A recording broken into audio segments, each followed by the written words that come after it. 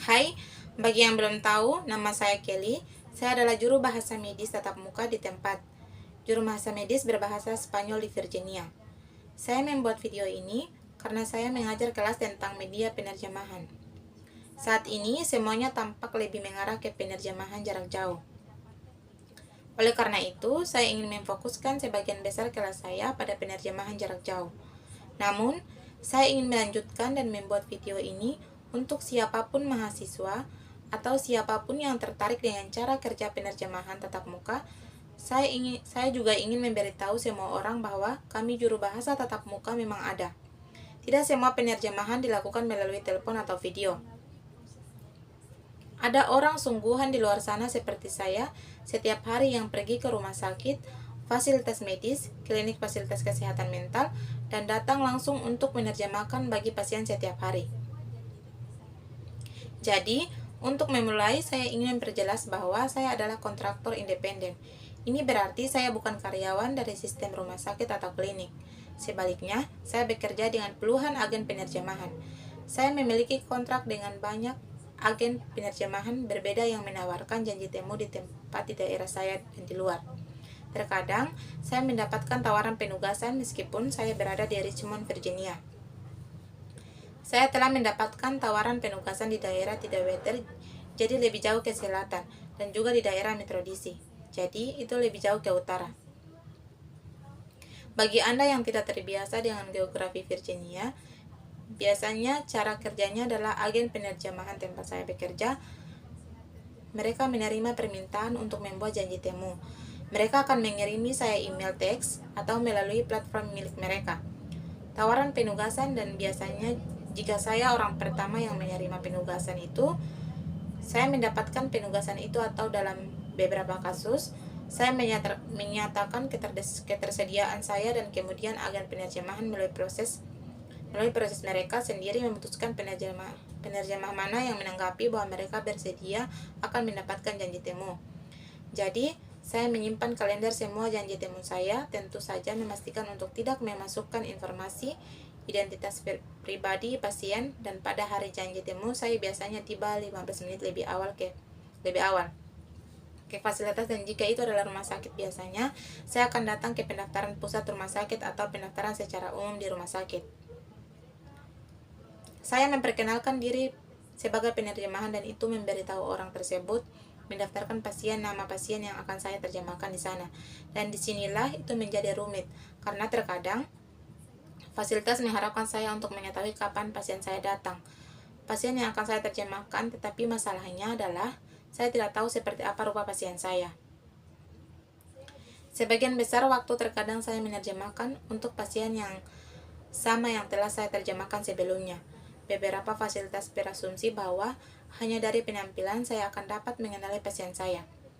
Ketika mereka datang, jadi saya akan memastikan saya yakin untuk memberitahu fasilitas ini bahwa mereka perlu memberitahu saya. Ketika pasien itu datang, terkadang jika saya mendengar seseorang berbicara dalam bahasa Spanyol dan mereka mengungkapkan bahwa mereka tersesat, mereka tidak tahu harus berbuat apa, dan saya sedang menunggu pasien saya datang, saya mungkin mendekati mereka dan memberitahu mereka, nama saya Kelly, saya seorang penerjemah bahasa Spanyol. Saya di sini menunggu seseorang pasien, dan saya tidak memberi mereka nama pasien itu karena itu akan menjadi pelanggaran hak asasi manusia. Saya menunggu orang itu memberi nama mereka, dan jika mereka adalah orang yang akan saya terjemahkan di sana, saya lalu kembali ke area registrasi dengan pasien itu. Kalau tidak, saya akan melakukan yang terbaik untuk membantu orang itu, mungkin menghubungkan mereka dengan seorang juru bahasa, memastikan bahwa staf tahu bahwa orang ini berbahasa Spanyol dan membutuhkan bantuan dari sana.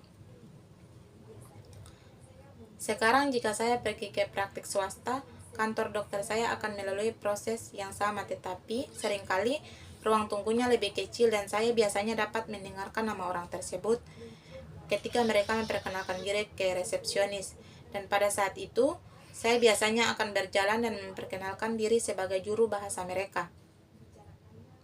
Untuk hari itu tentu saja kami mencoba untuk tidak terlibat dalam percakapan sampingan di ruang tunggu.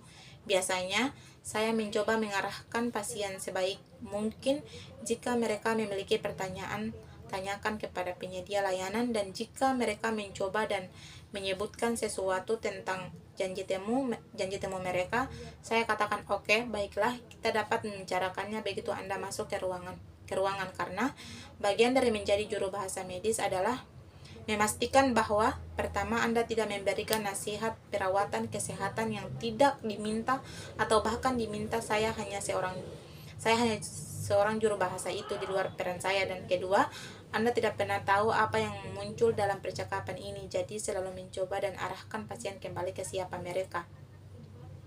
Kesiapan mereka perlu berbicara tentang isu-isu tertentu yang benar-benar menetapkan harapan yang jelas untuk pasien.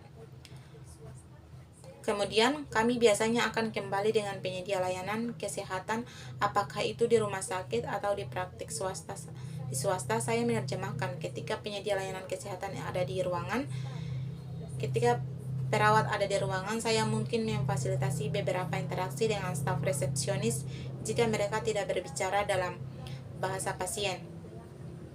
Bahkan jika mereka berbicara, seringkali saya tetap di belakang dan mencoba membantu, karena kita semua tahu bahwa ada orang yang mengungkapkan bahwa mereka berbicara dalam suatu bahasa ketika kemampuan mereka dalam bahasa itu mungkin tidak setara, dan saya tetap di ruangan selama ada penyedia layanan kesehatan di ruangan itu. Setelah penyedia layanan kesehatan meninggalkan ruangan, saya kemudian meninggalkan ruangan juga, dan saya biasanya jika pasien berkata, baiklah, mengapa Anda tidak tinggal di sini, dan saya biasanya tersenyum dan saya minta maaf, dan mereka berkata saya minta maaf itu melanggar kode etik. Juru bahasa bagi saya untuk tetap di ruangan bersama Anda, dan di akhir janji temu saya akan menemani pasien ke resepsionis jika mereka perlu membuat janji temu lanjutan. Jika itu dalam rumah sakit, terkadang saya mengarahkan pasien tentang cara meninggalkan rumah sakit, karena tentu saja semua rambut tidak dalam bahasa Spanyol, dan sulit untuk menemukan pintu masuk utama atau pintu masuk apapun yang mereka masuki di rumah sakit. Bisa sangat membingungkan. Sayangnya, saya memiliki peta jalan kecil yang bagus dari semua rumah sakit di daerah itu. Di kepala saya itulah inti dari interpretasi medis secara langsung. Sekarang, tentu saja akhir-akhir ini dengan COVID-19, meskipun CDC mengatakan bahwa orang yang divaksinasi lengkap dapat pergi tanpa masker karena saya berada di fasilitas medis dikecualikan dari itu, dan saya sebagian besar terlibat dalam interpretasi pediatrik, yang berarti saya bekerja dengan banyak anak yang tidak dapat divaksinasi. Dalam hal ini, masuk akal bagi saya untuk memakai masker, dan jika saya menafsirkan untuk dan terutama anak kecil, saya mungkin memakai pelindung mata hanya karena tidak jarang terjadi pada anak bersin di wajah Anda. Itu pernah terjadi pada saya. Sebelumnya ya, karena dalam interpretasi pediatris seringkali jika Anda melakukan terapi fisik atau terapi okupasi atau bahkan terapi bicara, Anda mungkin harus turun ke lantai dengan penyedia, dan kemudian Anda adalah tingkat yang sempurna bagi seorang anak untuk berjalan ke arah Anda dan melakukan apa yang mereka inginkan. Mungkin itu saja interpreting dari saya.